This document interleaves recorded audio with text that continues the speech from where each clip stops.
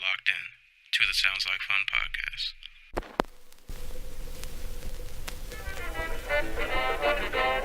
It don't matter underground or the mainstream. We taking over everything, American dreams. Make a move, long nights to the light beams. Urban Stone, we the motherfucking A-team. I go crazy on this track, man, I spit dope. I'm you homies, know I got a sick. Yo, what's going on, world? Welcome to another edition of the Sounds Like Fun podcast. I'm your host, Serial Sensei, back with second episode of this podcast. This is my second podcast in 2 days. And if you're wondering why it's my second podcast, it is because I host another podcast called the Dojo Talk podcast. So if you're listening to this on YouTube, if you might happen to be interested in mixed martial arts and combat sports, go check out my other podcast that I host with the Anti-Cool. We just covered the UFC Calgary card that went down this weekend. Wild podcast that I just spent a little time editing before I started recording this. So go give that a look if you're a mixed martial arts fan. But if not, you can just stay locked onto this YouTube channel, and we'll just keep it strictly about music and other interesting things that I like that aren't combat sports related. But yeah, man. So today I'm back with another album review. But before I get into that, just some quick notes of other happenings and things I have going on, or just little things that I've seen. Went and saw Mission Impossible Fallout this morning at a matinee showing. Definitely pretty dope. I think if you're a Mission Impossible fan, you'll enjoy this. I enjoyed this much more than the last Mission Impossible, which I want to say was Rogue Nation, I think. Don't quote me on that. But yeah, I enjoyed this much more than the last one, man. This gave me the action fix I needed between helicopter stunts and, explosions and people being shot at, run over with motorcycles, all that good stuff, man. So if you want to get a nice action fix, man, go check out Mission Impossible Fallout. That was pretty dope. On the anime tip, man, I don't know how many of you guys have been keeping up with Attack on Titan, but season 3 is only 2 episodes in, and it's already just straight heat. I got caught up on the second episode, actually not too long before I got home from the movie. So that Attack on Titan's been heat. My Hero Academia has been heat this season. So anime's been treating me good. I've finally started watching Full Metal Alchemist for the first time, and that's been dope. So anime's been treating me really good. But that's not what you guys came here for, and that's not what this episode is about. I just wanted to ramble off for a little bit. But yeah, man, I'm just gonna jump right into it. The album that I will be discussing today is entitled Taboo, and it is by Denzel Curry. So I've known of Denzel Curry for a while, but I've never really given him too much of a listen. Like, I remember hearing of his album Imperial. I can't tell you when that album came out, but I think I listened to like a couple of tracks off of it. But to be honest, like, I don't remember much from it. Nothing from it really stuck with me. I can't really say like he was whack. It was just kind of like, I heard him, it was cool, but I kind of just, so many artists nowadays, you get lost in the shuffle. I honestly just don't go back and review everybody, or, some people I give them that first initial listen, and I might not literally ever listen to them again. Or maybe I'll hear them here and there, but not enough to really make me want to go back and dig into a full project. But I decided to give Taboo a try. I was on Twitter, and I seen some people tweeting some nice things about this album, saying how much they enjoyed it. So I actually didn't know at first that this album was released pretty much like in installments. So there was like a Taboo Part 1, which came out as like an EP, and there was a Taboo Part 2, and then Part 3 was kind of like a finalization, and then you got everything all at once under one album.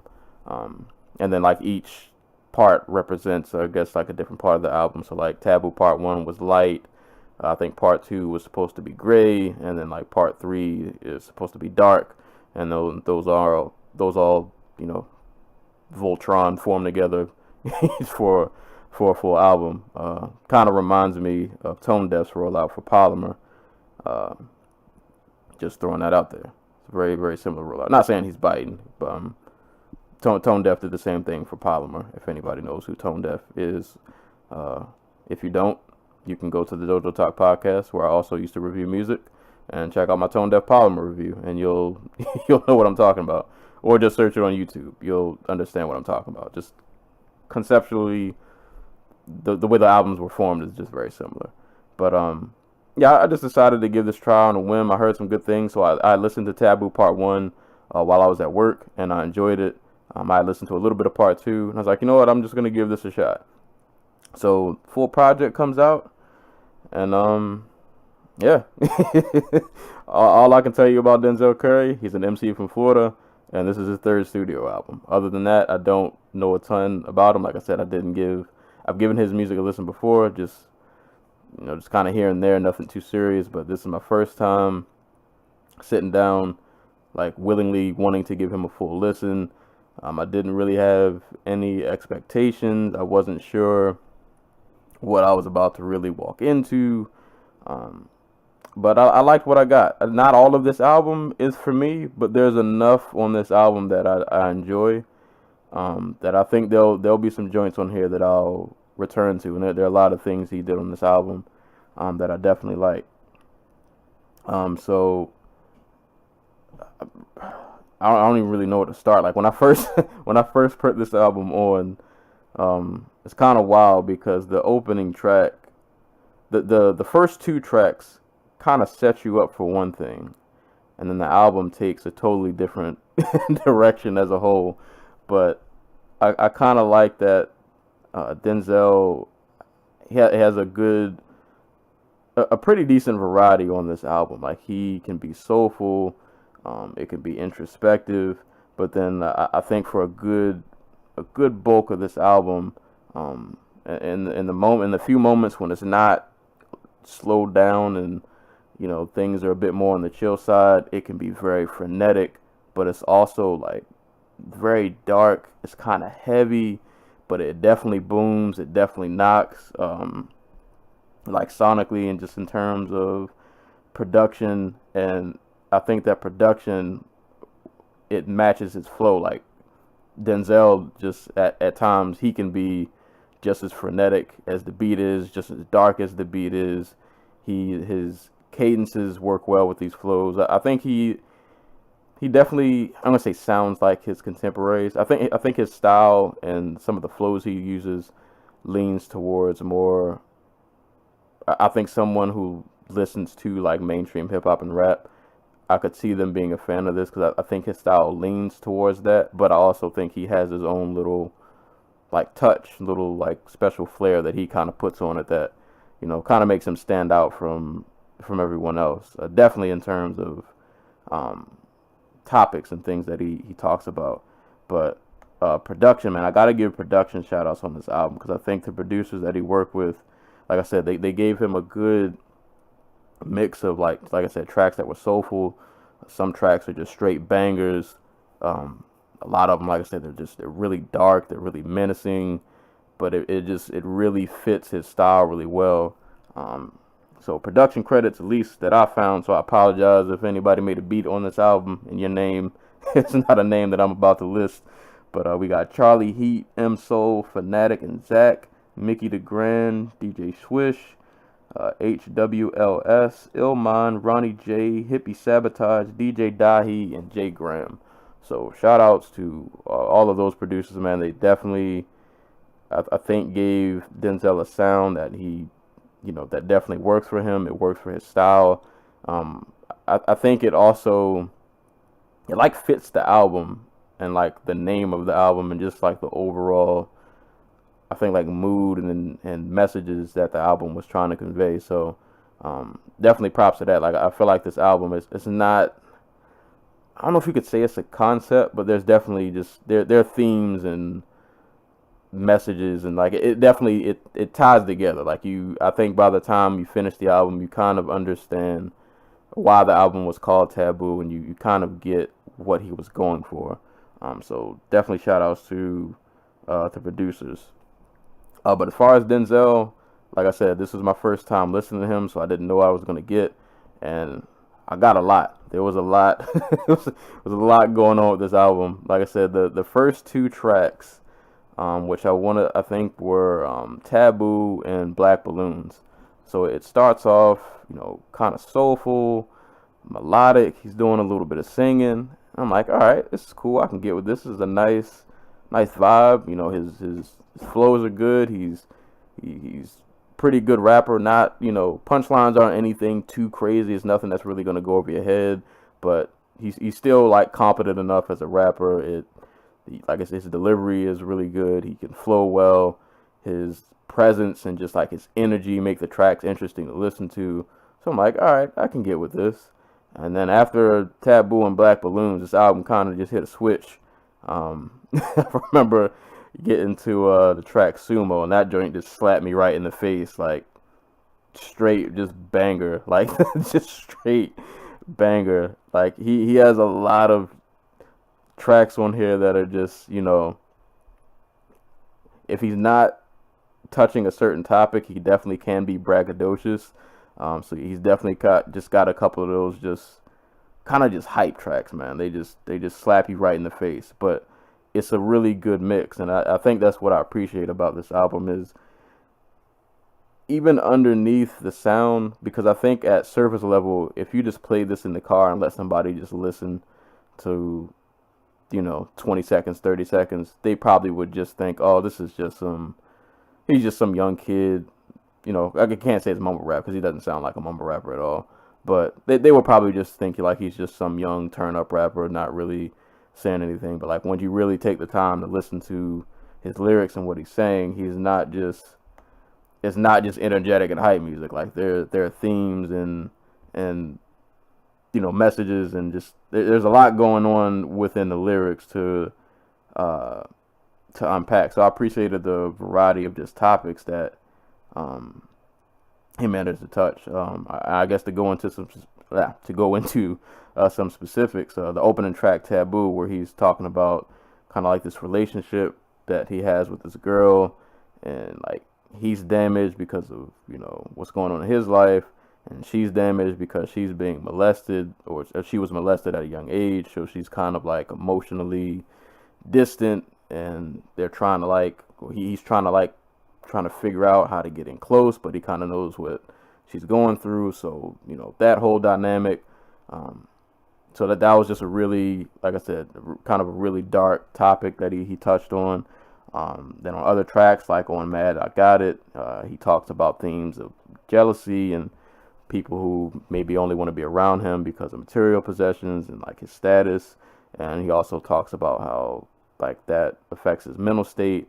And that's kind of a theme that runs throughout this album. He definitely kind of unpacks what's going on inside of his head, and his mental state, which isn't at times always the healthiest. You definitely get a sense throughout the album that he's battling his own demons, and I guess the best way he knows how, whether it be, it almost sounds like, sometimes it sounds like a lash out, but he's trying to be better. Like he's unpacking everything, I think, that's inside of his head, and he's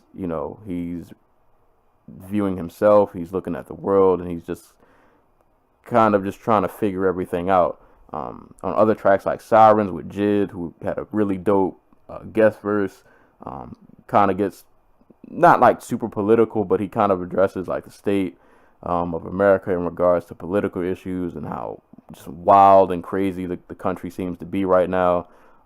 Him and Jid definitely work well together. I would love to hear these dudes collab more. And that's another thing I think that was great about this album. The features that Denzel used. He had Jid, and then Gold Link was on one of the tracks on here. He had a couple singers come through. I think JPEG Mafia was on one of the tracks on this album also. All of the features, I think, are people that they really fit like with Denzel. Like none of the features felt out of place. They felt perfect, like over the beats they were on. Nobody was really like doing too much. Like I think he worked with people who kind of fit in his pocket also. So I think all of the features really played well off of him, and they all, I think, added to the tracks they were on. I didn't listen to any features and think, oh, you we should have left you off. Like, I think everybody had a nice pocket that they fit in on these features. So he definitely did a great job on that. On tracks like Perks, which is another, I really like how just energetic he was, how like kind of cocky he was. He was kind of just on that track, kind of flexing on his contemporary, so to speak, kind of flexing on a lot of the current rappers, and kind of just saying how a lot of them don't, I guess for lack of a better term, have much of a purpose. Like they're just turn up music, but they're not really.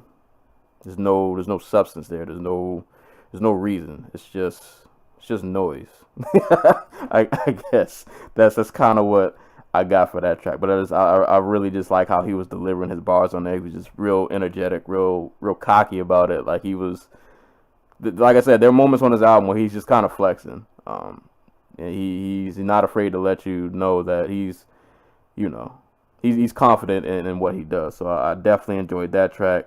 And like I said, it was just a good variety. But like I said, on the surface level, if you just listen to it, you might think it's just rah-rah turn-up music. But like I said, he's got themes and messages, like I said, just in terms of like mental health and him observing what's going on in the industry, him observing what's going on with his friends and his family.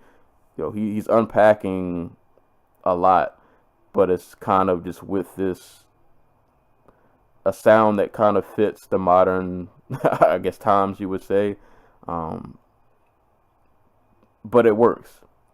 And I think the only thing I think that holds me back, and I don't mean to make it sound like there are tracks on this album that like I hate, but that sound for me personally doesn't always work. Because like I said, I think a lot of this caters to the mainstream, but it's definitely it's in the similar vein of those kind of beats sonically, but it still works well for him. But it's just for me, in my personal taste, that sound for me doesn't always do much. But I think I gave this album a chance because I like what he was doing with the sound. So I was willing to go back and give this repeated listens because I was like, I don't like this sound all the time. Sometimes it's overbearing, sometimes it's too much. But I like what he's doing with it a lot of the time. So I was willing to go back and listen to it and give him much more of a chance because he wasn't just rapping just for the sake of rapping. Like there were intentions and things that he wanted to address within these songs that I thought were good. And like I said, man, this album was pretty solid, man. I think there are moments that I like more than others. I like the start of this album, like from Taboo to Black Balloons. Cash Maniac was cool. Sumo was a banger. So I really like how the album started. The middle chunk for me was kind of like hit or miss. Super Saiyan Superman was okay. That was another one of those just kind of real hype tracks. So if you like that, kind of energy, that'll definitely be for you. Switch It Up was cool. Mad I Got It was okay. Sirens was really dope. I think the end of the album, like the dark side, so from like I think it's the Blackest Balloon. Well, no, Perks was the jam though. Perks goes in. So Perks was hard, but the back half of the album to me, like after Sirens, I kind of like, I ain't gonna say tuned out, but it lost steam a little bit for me up until Perks. And then the last two tracks were just kind of cool. So like I said, to me, there are sections of this album that I really like, and then other sections that I'm gonna say I can do without, but they're not really like a favorite. That I probably won't really go back to them. But all in all, man, I really enjoyed this. I enjoyed this much more than I thought I would. I went in with no expectations. I had no idea what I was gonna get, and I was pleasantly surprised. Like I said, man, this kid, he's energetic. He's doing a lot with his flows. At times, it's not for me because, like I said, some of the flows just reminds me of what a lot of the younger rappers are doing nowadays. So it's just sometimes like just certain cadences. They don't do a lot for me. But I give him a listen because I like what he's saying and just different ways that he's utilizing it. But like I said, it still plays to me to the younger crowd. So at times it's just like, sometimes it's too much for me. But like I said, even with that, just Sonics aside, he did enough on this album that I enjoyed. That there are definitely some tracks on here that I'll go back to. So I guess just to point out some favorites, Taboo is definitely a favorite. That was a great opening track. Well, like I said, one of the only tracks that was kind of more slower and on the soulful side of things. So I really enjoyed that. I like this. It shows Denzel's diversity and just versatility as an MC and as a rapper, that he can flow over different kind of beats and convey different kind of moods. So that track was dope. The following track, Black Balloons, is another favorite, like similar to Taboo. Another a bit more slower, kind of a head nodder, a little bit more soulful. So I enjoyed the overall just sound of that track. Also, just the bars and what he was saying on that track was dope. Sumo, it's one of those hype tracks, but that Sumo goes, man. Sumo goes. I couldn't even lie. Like when I first put Sumo on, I was like, yo, this is knocking. I need to listen. I haven't listened to this in my car yet. I need to listen to this in my car because I know that track is as FIFO from Dead End Hip Hop would say, that's definitely bumping in the whip, no question. Switch It Up is another favorite. Sirens with Jid is definitely a favorite. Like I said, those two they play really well off of each other. They sound like they should do more songs together. They might even want to do like a little EP or something. I just think that their styles really complement each other well. So that was definitely a favorite. And Perks, I would definitely say is a favorite. Like I said, that was just him just kind of flexing on the industry. I love the part in that song where he's kind of like mocking other rappers, saying they sound like dur dur dur. that was wild. That was wild. But that track was pretty dope. Another real energetic. But like I said, I like how just like real confident, real cocky he kind of was on that. I really enjoyed that. So yeah, man. Overall, man, this is a pretty dope project. Like I said, I'm not sure if this is like a favorite of the year, but like just for the time that I've spent listening to it, like for the most part, it's been pretty enjoyable. And like I said, tracks like I think Taboo, Black Balloons, and Sumo and Perks, like I'll go back and I'll listen to these. I could see myself going back. These might stay in rotation for a little bit. So like I said, overall the album was solid. There are other, some tracks I like more than others, but overall I like what he did with the project. I like the different messages he was trying to convey and things that he needed to unpack and get off his chest. Like I said, just sonically, sometimes this album isn't always for me just because of the sound. It's just not a sound that I particularly like to hear all the time. Like this is something I couldn't listen to every day, but I think this is the album that every now and again I'm like, you know what, let me go back and just put this on. But it might not be a constant rotation, but every now and again I think this is something I could go back and listen to. But yeah, for a first time listening to a Denzel project, I enjoyed this. I definitely enjoyed this. I might go back and maybe listen to Imperial and some of his other projects to see like what he was doing before this, to see if those projects sounded vastly different, or has he grown much, or just to see like what his trajectory was up to this point. But so I guess if you're a Denzel Curry fan, you would enjoy this. I'm a new fan, and I enjoyed this pretty much all the way through. So I guess if you're a Denzel Curry fan, I don't see why you wouldn't. Like I said, everybody who I've seen was already a fan of Curry seems to be thoroughly enjoying this project. So I think you guys should give it a listen. And just shout outs to Curry, man. Like I said, I try to step out of my box. This wouldn't be something I think I would normally listen to, but I try to not just stay in my little area. I try to give everybody a fair shot. He's definitely a young, talented rapper. Like I said, I like a lot of what he was doing on this album. So, shout outs to Denzel Curry. And if you don't normally listen to this kind of hip hop, if you're more, traditional or quote unquote real hip hop, whatever that tends to mean these days. Give this a listen, man. I think this kid, he has a lot going for him. I like dudes like him, other young dudes like Saba. I think they have really interesting styles. They're bringing their own little flair, to the music scene. So I can appreciate rappers like that and what they're doing. So yeah, shout outs to Denzel Curry. The album is entitled Taboo.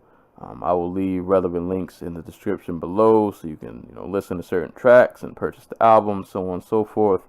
But yeah, man, this was dope. So Denzel Curry, Taboo. I enjoyed it. So you guys check it out. And yeah, like I said, man, if you guys haven't listened to this podcast before, I'm not going to try to keep you guys here forever. But quick warning, if you are listening to this on SoundCloud, this is going to be the last episode of this podcast that I upload on SoundCloud. I just wanted to put it on SoundCloud just so you guys will be familiar, understand what I'm trying to do with this podcast and this channel. But after this will strictly be on YouTube. So if you're on SoundCloud, this will be on my Dojo Talk podcast SoundCloud page. But after that, you'll have to go on YouTube and subscribe to the Sounds Like podcast channel on YouTube. And I will leave a link to that on the SoundCloud version of this episode so you guys can do so. So check me out, man. Hopefully I will be back soon with another review. Or if it's not a review of music, might review a movie, might review anime. Who knows what I'm going to talk about. But it'll mostly be music. But every now and then I'll throw in something different just to, keep things interesting. But I have no more to say. It's been a pretty long day. Done a lot. Got a lot accomplished. Done a lot of work. So I'm going to go relax and enjoy my Sunday evening. But this has been another episode of the Sounds Like Fun podcast. I am your host, Serial Sensei. And until next time, I will catch you guys later. Peace.